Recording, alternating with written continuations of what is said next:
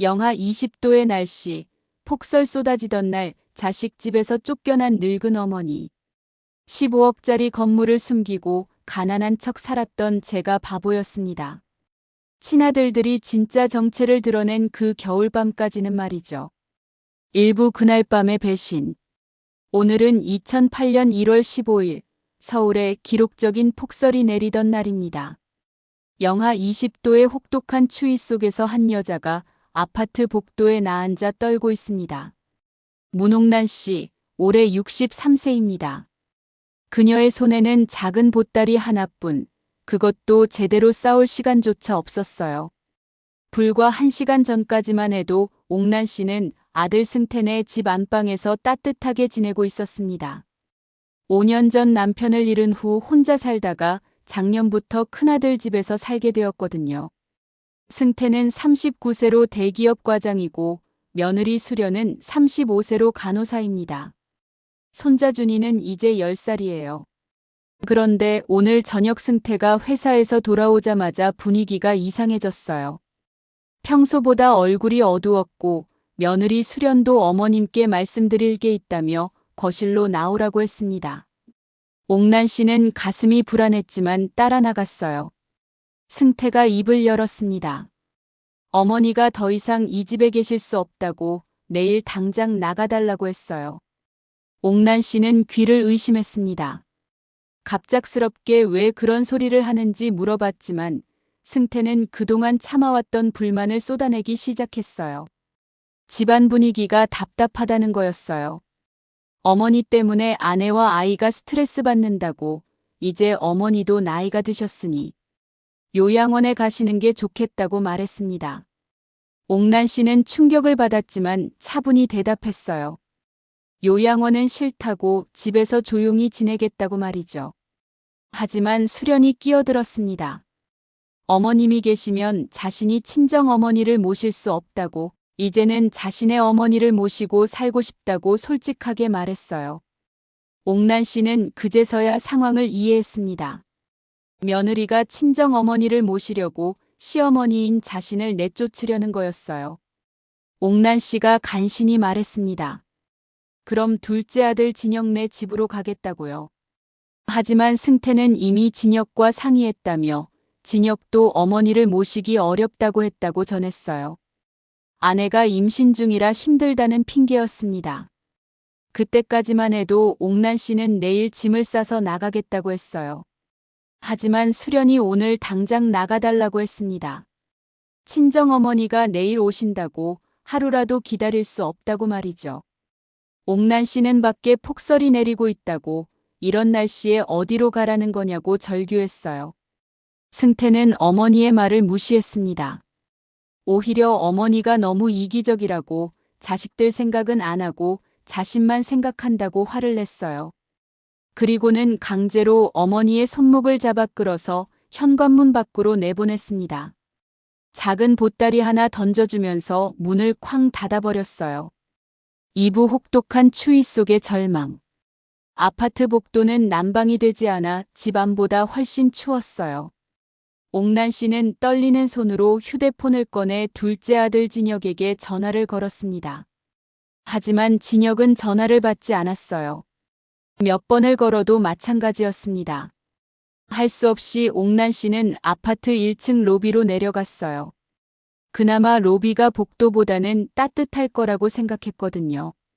하지만 경비 아저씨가 다가와서 밤에는 로비에 있을 수 없다고 했습니다. 아파트 규정이라며 나가달라고 했어요. 옥란 씨는 사정을 설명했습니다. 아들 집에서 갑자기 쫓겨나서 갈 곳이 없다고 하룻밤만 있게 해달라고 애원했어요. 경비 아저씨도 안타까워했지만 규정상 어쩔 수 없다고 했습니다. 대신 근처 24시간 카페나 찜질방을 가보라고 조언해줬어요. 하지만 옥란 씨의 주머니에는 얼마 안 되는 돈만 있었어요.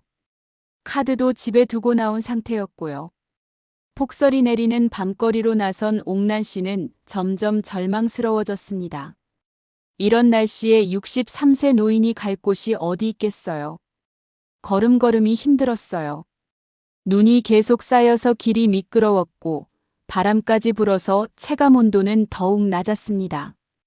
옥난 씨는 버스 정류장에서 잠시 바람을 피했지만 그곳도 추위를 막기에는 역부족이었어요. 그때 옥난 씨의 머릿속에 과거 기억들이 스쳐 지나갔습니다. 30년 전 신혼 시절, 시댁에서 받은 차가운 대우들이 떠올랐어요. 시어머니는 늘 며느리인 옥난을 못마땅해 했고 남편은 그런 어머니 편만 들었습니다. 그때부터 옥난 씨는 며느리로서 온갖 고생을 다했어요. 두 아들을 키우면서도 시어머니 시중을 드느라 정말 힘들었습니다. 새벽에 일어나 시어머니 식사 준비부터 시작해서 밤늦게까지 집안일을 해야 했어요. 자신의 친정 갈 시간도 없었고 친구들과 만날 여유도 없었습니다. 남편이 살아있을 때는 그나마 나았어요. 남편이 중간에서 중재해주기도 했거든요. 하지만 남편이 세상을 떠난 후 옥난 씨의 처지는 더욱 외로워졌습니다. 시어머니도 이미 돌아가신 상태에서 오직 두 아들만이 의지였는데 그 아들들이 어머니를 이렇게 대하다니요. 특히 큰아들 승태는 어릴 때부터 옥난 씨가 가장 아꼈던 자식이었어요. 공부도 잘했고 효자라고 소문났는데 결혼하고 나서 완전히 달라진 것 같았습니다. 며느리 수련의 눈치만 보더니 결국 어머니를 버리는 지경까지 온 거예요. 삼부과거의 희생과 배신.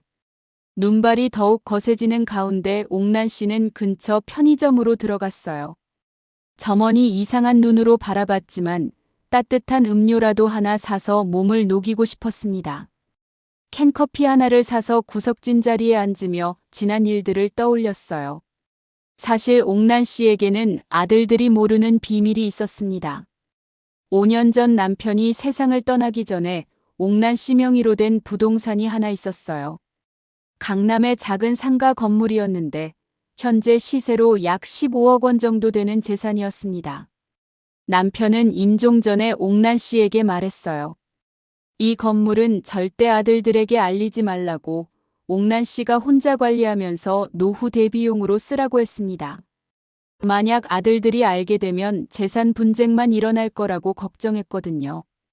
그래서 옥난 씨는 지금까지 그 비밀을 지켜왔어요.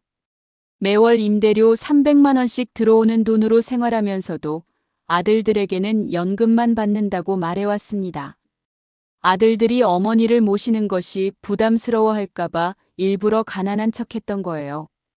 특히 승태가 집을 사겠다고 했을 때도 옥난 씨는 도와줄 수 있었어요.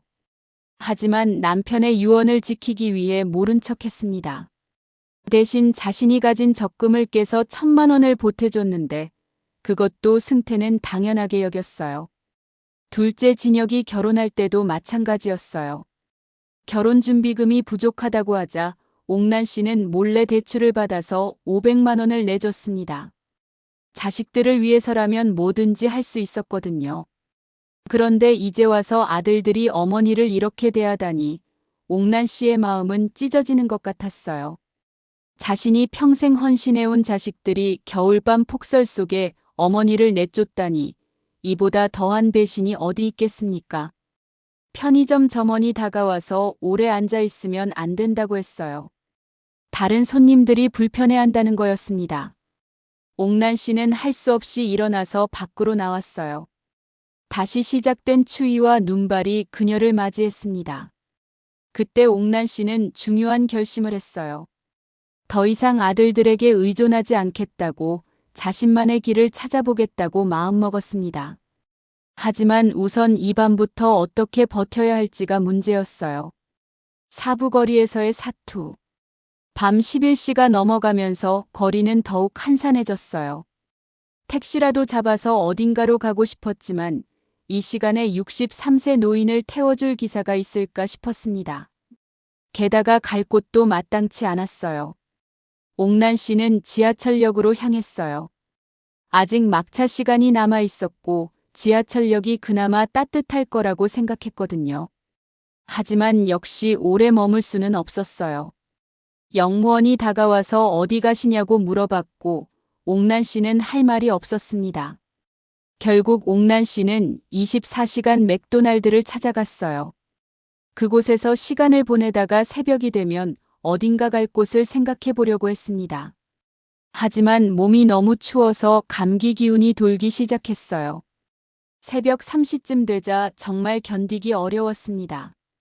나이가 나이인지라 체력의 한계를 느꼈어요.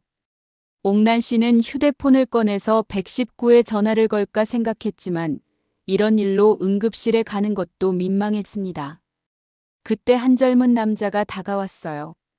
20대 후반으로 보이는 남성이었는데 옥난 씨의 모습이 안쓰러웠던 모양이에요.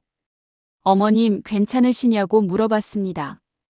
옥난 씨는 눈물이 날 뻔했어요.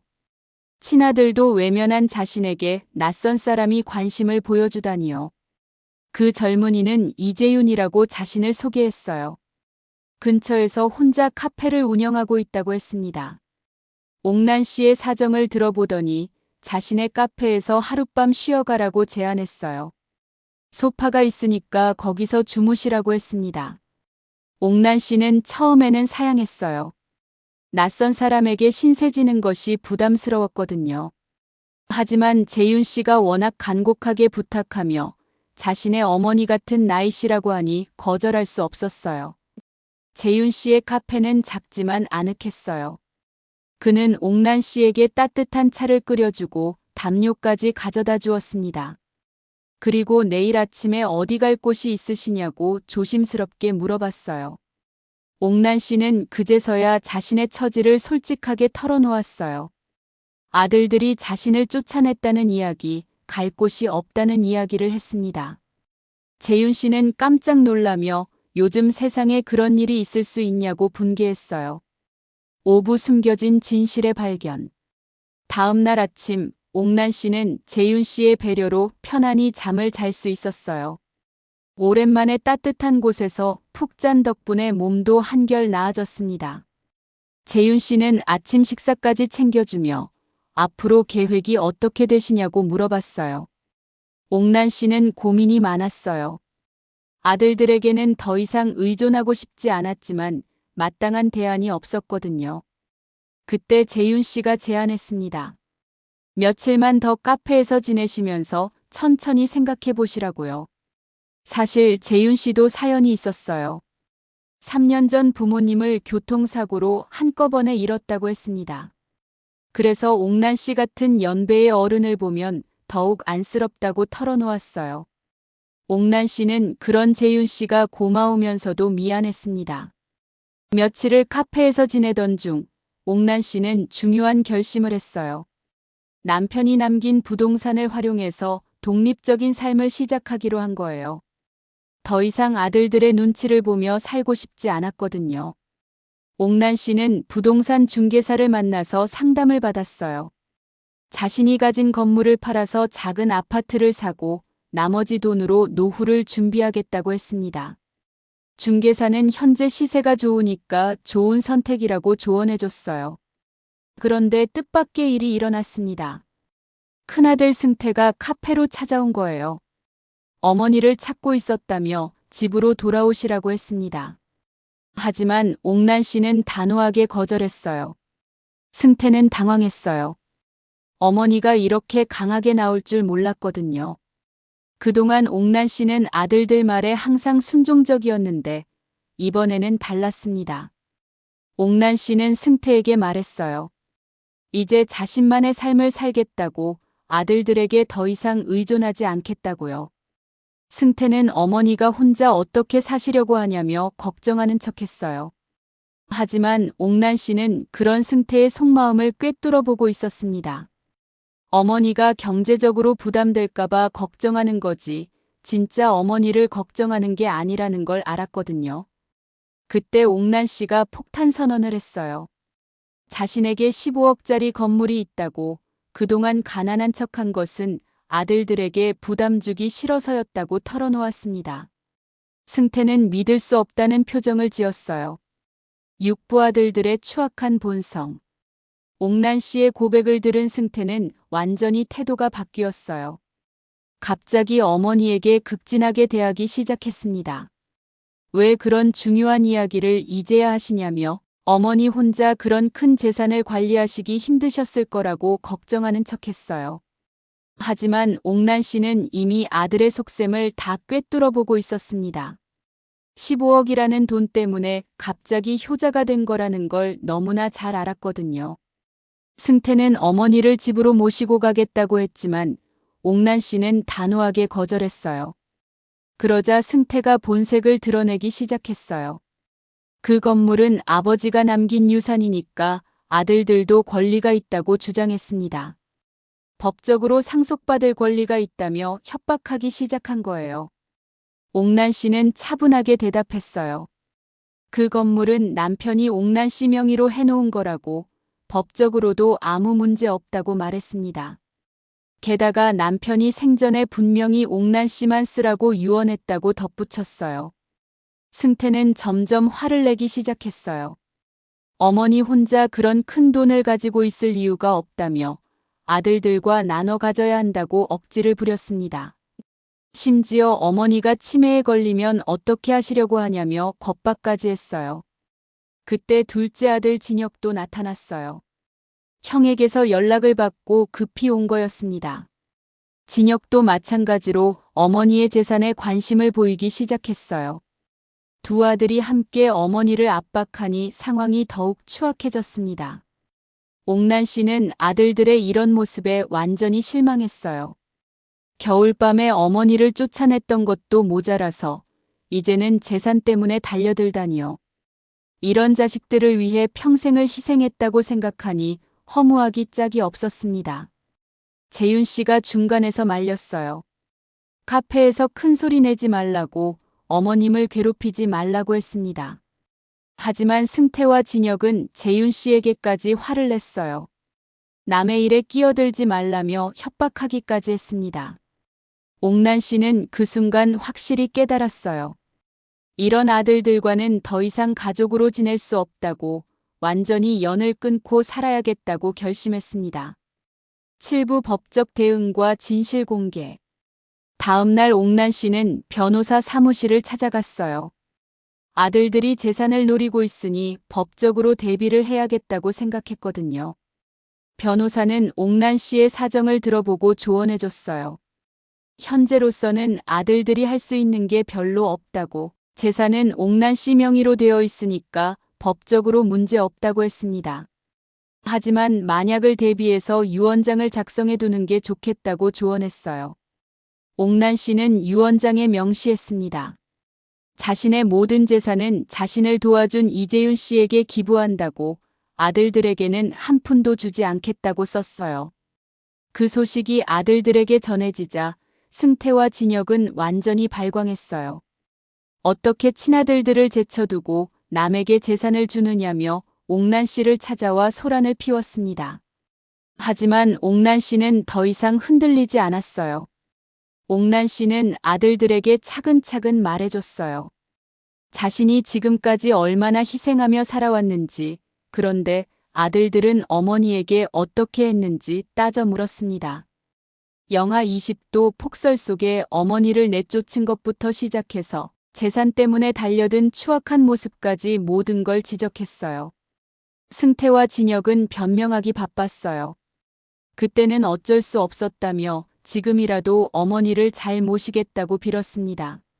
하지만 옥란 씨는 이미 마음을 굳혔어요.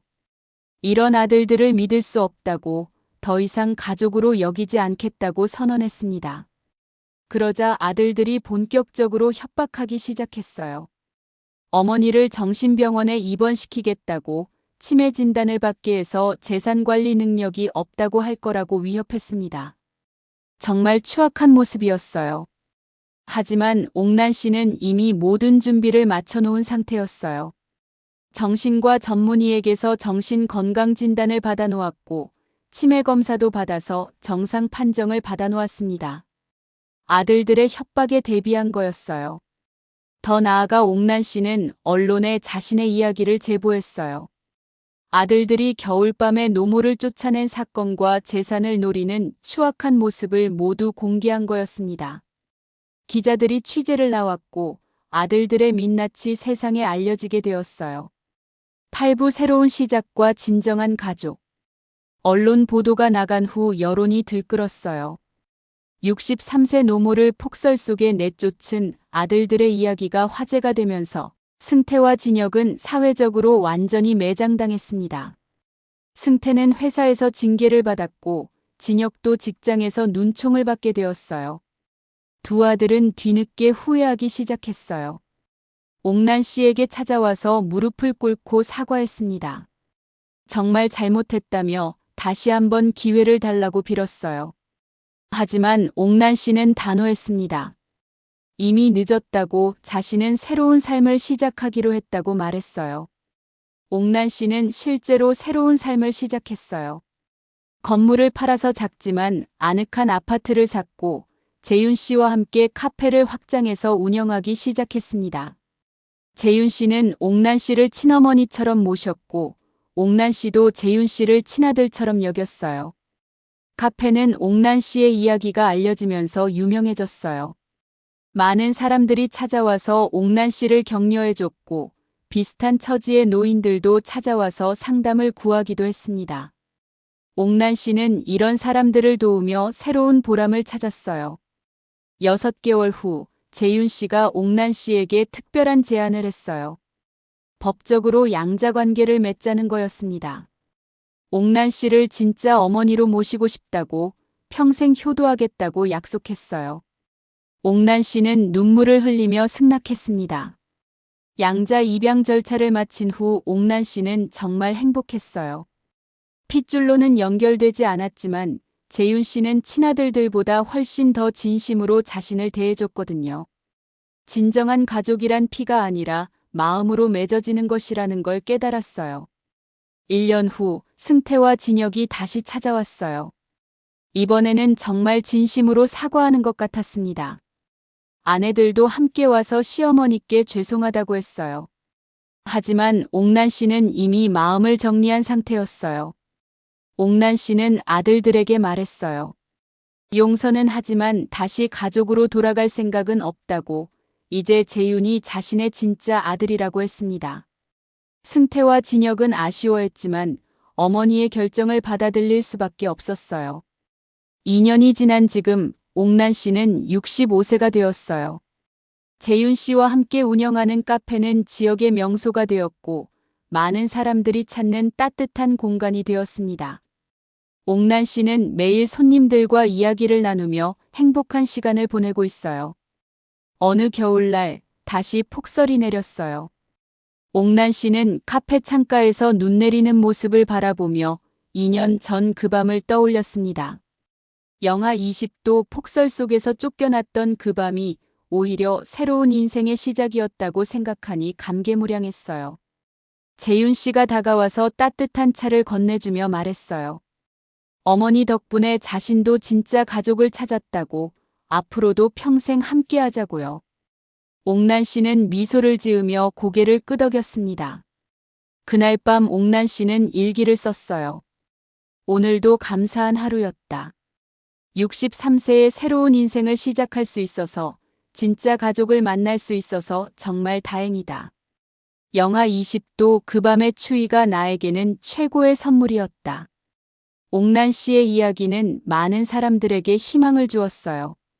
나이가 들어도 새로운 시작이 가능하다는 것, 진정한 가족은 피가 아니라 사랑으로 만들어진다는 것을 보여준 감동적인 이야기였습니다.